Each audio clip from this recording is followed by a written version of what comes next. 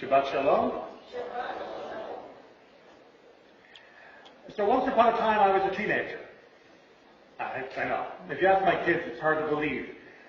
And like most teenagers who grew up with a strong congregational connection, that meant I was in the youth group. And like most youth groups, we did a variety of social activities and other tikkun olam or religious activities. But one has always stood out to me, where we went to a part of San Diego which wasn't considered the nice part of town, where the neighborhoods were a little bit rougher, a lot more bars on the windows, a lot more high fences around the yards. And we were there because we had been asked to help clean up the yard of one elderly lady who lived there. She had lived there before the neighborhood ever turned the way it had turned, and her yard, well, it had become a jungle. It was completely and utterly overgrown, right up to the chain link fence all around it, up to the bars and the gate on her own door, and it was almost impossible to get from the door to the curb.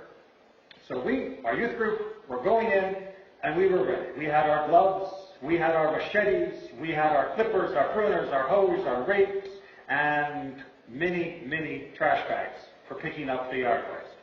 So we get there, we knock on the door, and we say, we're here from the synagogue to help clean up the yard. And she's like, okay. So we go and we get to work. And we get out there and we start hacking and we start cutting, and she comes running out of the house screaming, stop! I'm like, what do we do wrong? She's like, what are you doing? Those are the flowers. That is the weed. Those are flowers. As a teenager, I'm looking down going, they're both weeds.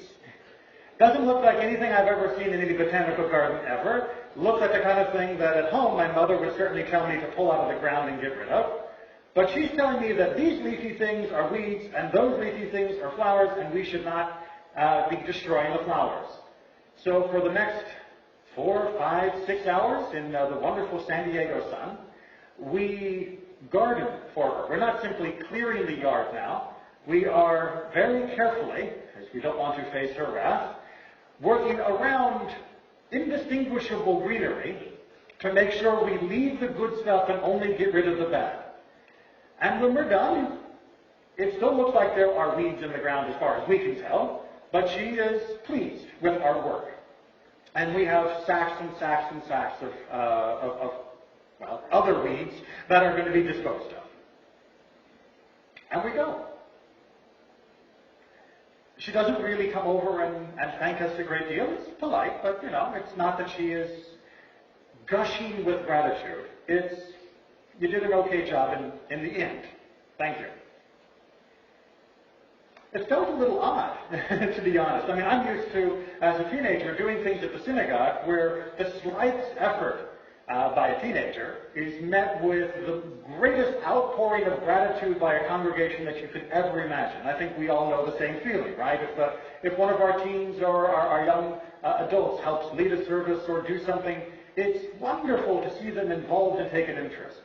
In this, no, not so much. She was much more focused on our gardening skills than on our volunteerism. Which brings us to this week, to our portion of Vayikra. Exactly. I know with HaChodesh and I know with Rosh Chodesh maybe it got lost in the shuffle, but we are in the book of Vayikra. We are in the book of all of the sacrificial codes and many other good things besides. And what is the very first sacrifice that is mentioned in the entire book of Vayikra? You're going to have to go back and review this. The very first sacrifice mentioned, and then it gets into a little more detail of broader issues, is not clean the yard. It is the voluntary free will offering. It's the offering that a person wants to bring when they feel like bringing it. And immediately after explaining that there is such a thing as a sacrifice that you want to bring rather than you've been commanded to bring, commandments are put on it. Of exactly that it can't have a blemish, it has to be this kind of animal, you do it in this way, this is the way the Kohen will take care of it, this is the way it will be offered, these parts go to God, these parts go back to the person, except, wait a minute. I'm voluntarily coming to the tabernacle, to the altar, to the temple. I'm voluntarily offering up, not just my time, but my animal, my livelihood. And you're telling me there are rules for this? You're telling me I could show up at the gate of the temple with my lamb, and you tell me, I'm sorry, that lamb has a blemish. It's not acceptable. You're turning away my donation? You're turning away my voluntarism? And the answer is, yes. Not turning away the spirit of your voluntarism, far from it. Obviously, both God and our tradition appreciate that someone would want to volunteer and want to donate, want to give. But if you are going to give, there are rules. There are guidelines. Because a gift isn't a gift if it isn't what was wished to be received.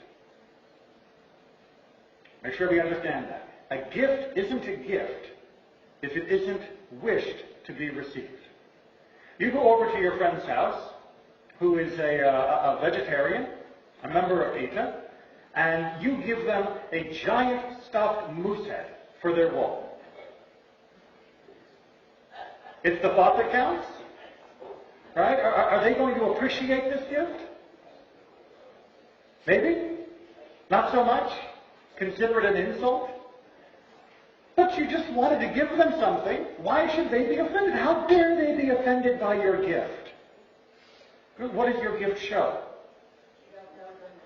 That you don't know them, or even if you do know them, perhaps worse, you don't care about what they care about. And it doesn't mean that you have to be a vegetarian or have to do everything they do, but you should at least understand that a stuffed moose head is not going to be something they want to have hanging on their wall.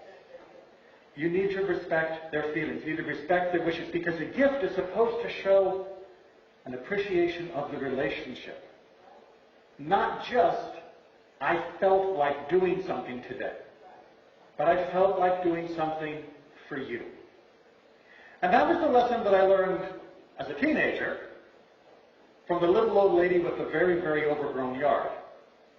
Because we weren't just there so that we could feel good about volunteering. Because if we were, we might as well go do our own yard work.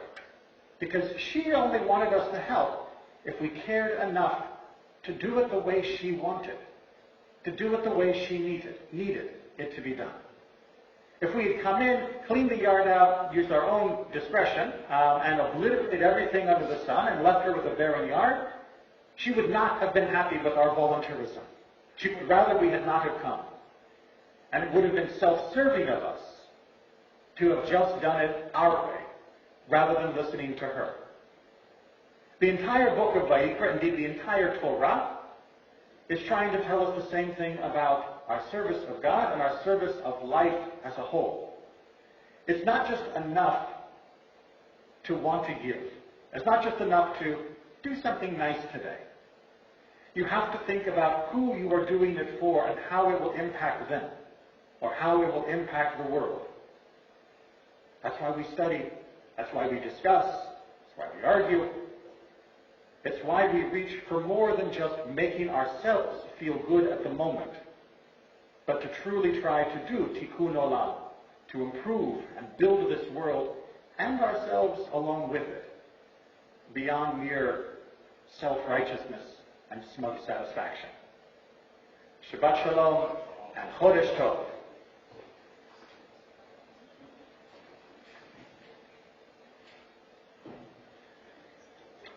We continue on page 422 with our Rosh Chodesh